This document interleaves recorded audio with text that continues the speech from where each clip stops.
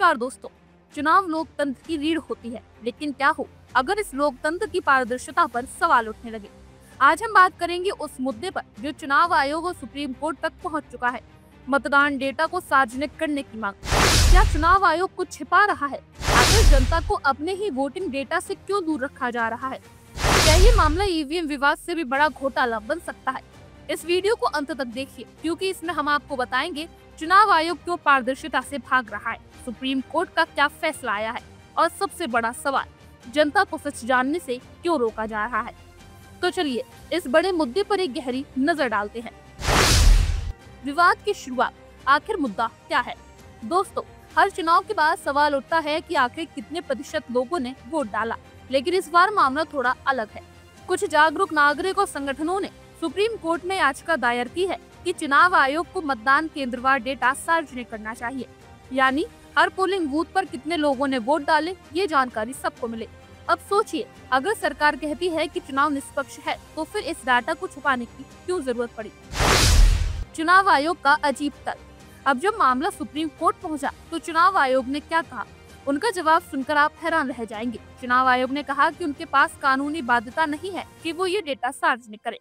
मतलब जनता के वोट से ही सरकार बनेगी, लेकिन जनता को यह नहीं बताया जाएगा कि इसके वोटिंग आंकड़े क्या है। इतना ही नहीं, आयोग ने तर्क दिया है कि पोलिंग बूथ पर इंटरनेट नहीं होता, इसलिए डाटा तुरंत अपडेट नहीं किया जा सकता।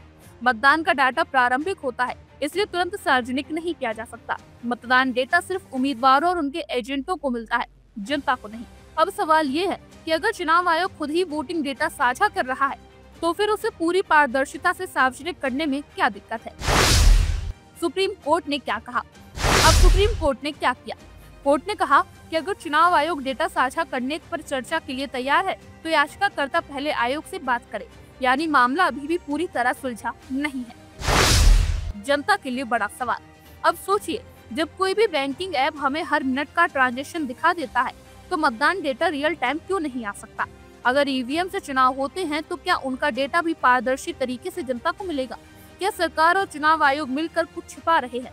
अब ये जनता को तय करना है कि क्या पारदर्शिता सिर्फ भाषणों तक सीमित है, या फिर जनता को अपने ही वोटिंग डेटा के लिए लड़ाई लड़नी होगी। जनता से अपील, अगर आपको लगता है चुनाव प्रक्रिया को और पारदर्शी होना चाहिए, तो इस वीडियो को ज्यादा से ज्यादा शेयर कीजिए और कमेंट्स में हमें बताइए, क्या चुनाव आयोग को मतदान डेटा को सार्वजनिक करना चाहिए, और क्या आपको चुनाव प्रक्रिया में पारदर्शिता की कमी महसूस होती है? Another landmark is in the making. आज कल हमारी इलेक्टोरल रोल्स रिलीज हुई, आज भी 4 स्टेट में रिलीज हो रही है। We are crossing 99 crore voters, so we are going to be 1 billion voters very soon, nation of 1 billion voters very soon. That's another world record which is in making.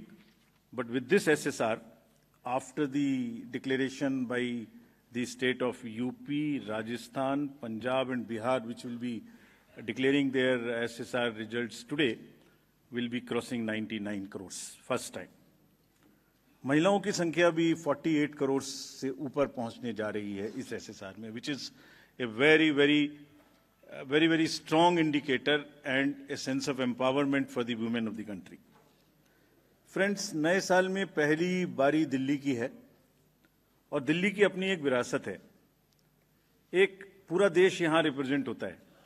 I mean, you can see the entire country in Delhi. मतलब एक विविधता का बिल्कुल एक जागृत नज़ारा देखने को मिलता है दिल्ली में। किसी भी जगह में चले जाइए, हर कल्चर, हर जगह के लोग आपको यहाँ मिलते हैं।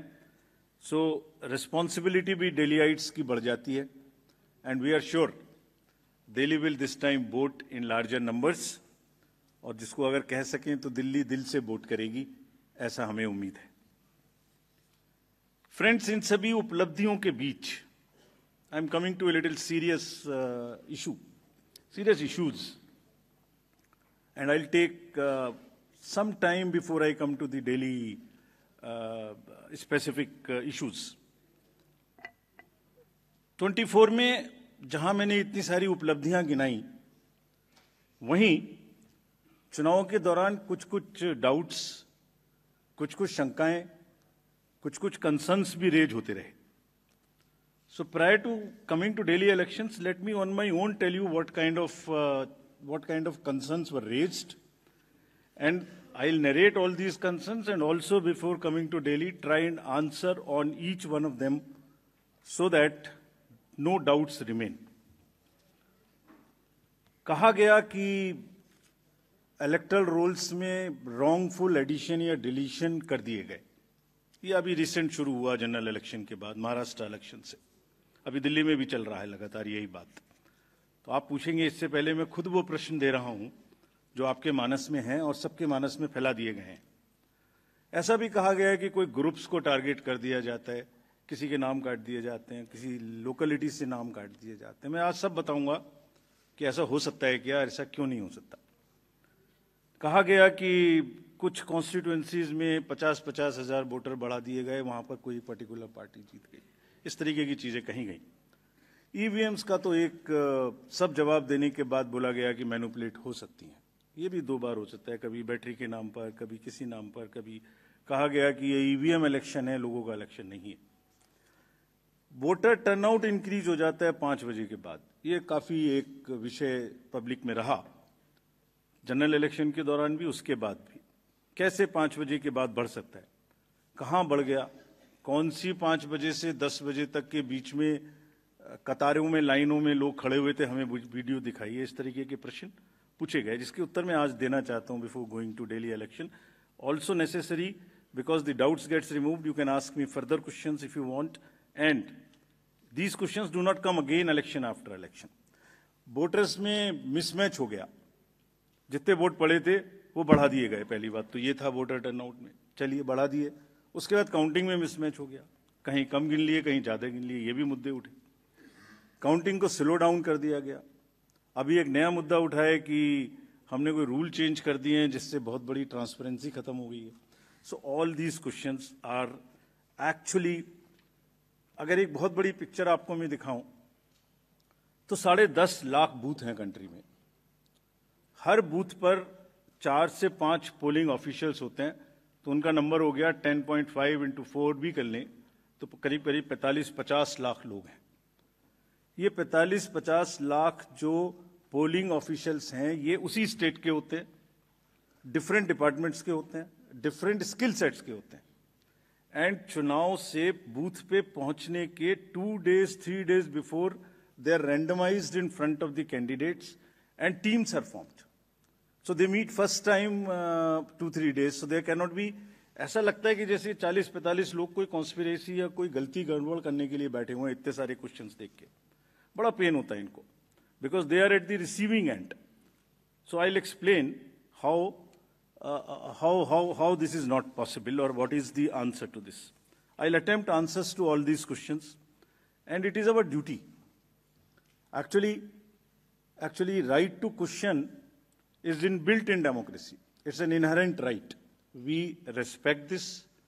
We respect this right. We feel that question करना और उसका जवाब देना हमारी जिम्मेदारी है। तो आज इन सभी सवालों की पूरी इज्जत रखते हुए हम इनका जवाब देंगे 1 by 1। और अगर इसको मैं कुछ शायराना अंदाज में कह सकता तो ऐसे कहता, सब सवाल अहमियत रखते हैं, जवाब तो बनता है। सब सवाल अहमियत रखते हैं, जवाब तो बनता है। आदतन कलम बंद जवाब देते रहे, आज रूबरू भी बनता है। क्या पता कल हम हो ना हो, आज जवाब तो बनता है, आज जवाब तो बनता है। और आप हमसे जुड़े रहने के लिए सब्सक्राइब करें YouTube पर, फॉलो करें Twitter पर और लाइक करें Facebook पर। और ज्यादा जानकारी के लिए आपको टाइप करना होगा सिर्फ न्यूज़ नशा।